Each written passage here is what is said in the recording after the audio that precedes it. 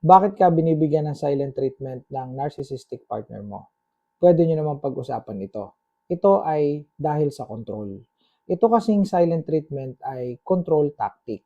Pag sinabi nating control tactic, ito yung kanyang estilo o ginagawa upang ikaw ay makontrol, mamanipulate, mapasunod, mapaikot, mauto. So ito ay pagmamanipula sa madaling salita. So kapag ka ikaw ay sinilent treatment, nagko-cause ito ng emotional upset, no? 'Di ba? Na anxious kayo, nataas ang anxiety nyo. Ang sinasabi nyo pa nga is, ano ba yan, nai-stress ako, ang taas ng anxiety ko, no? Confused ako, no? Pressure na ako sa kanya kasi hindi niya ako iniimikan ng ilang araw. 'Di ba? You see that? So there's confusion, nataas ang anxiety mo, nai-stress ka na. Yan yung mga sinasabi nyo eh. Pressure ka na. So, itong mga to, pagka nag-combine yan, boom, mag-give up ka. Aalamin mo kung ano ang pinag-aalburuto o yung rage nitong tao na to, nitong partner mo, kung bakit siya silent. Bakit siya silent? Isipin mo, alam ko na. Kaya to silent dahil hindi ko ibinigay ang 1,000,000. Nanghihingi kasi ito ng 1,000,000 eh. Kasi merong paggagamitan daw siya. Ay ayaw kong ibigay yung 1,000,000, kaya sinilent treatment ako ng ilang araw. So what will happen? Since you're confused, anxious, you don't know what to do, you you will fix that issue.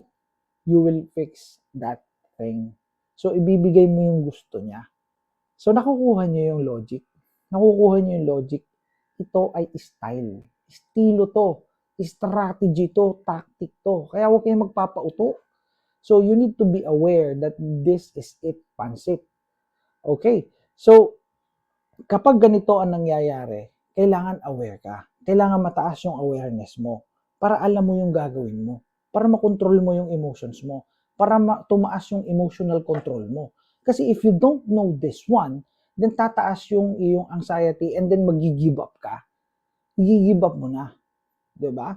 So that's what's happening. Sa magjowa nangyayari din 'to eh. Kapag ayaw ibigay ni girlfriend yung kanyang katawan, sasabihin ng boyfriend ay, sige, huwag mong ibigay yan.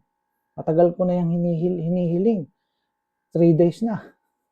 So what will happen? Hindi na iimik si boyfriend sa silent treatment. What will happen? I-give up na, isang araw, i-give up na lang ni girlfriend ang kanyang pagkababae sa motel. So that's what's happening. You see the control. You see the manipulation. Those are common examples. Alright, so if you encounter this one and pakiramdam mo is ang taas ng anxiety mo, na-anxious ka na, you felt the discomfort, you can take Dr. Daily, no, ashwagandha plus magnesium, because this one will help you to manage, to support, no, yung anxiety mo o yung stress mo. This is for anxiety, this is for stress, support. And samahan nyo ng healthy habits to protect your mental health.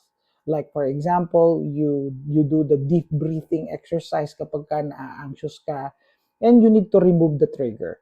No, if you are in the environment wherein nakakameron ka ng anxiety dito, you need to remove yourself temporarily from that situation. At marami pang ibang mga pwede kayong matutunan dito sa content na to.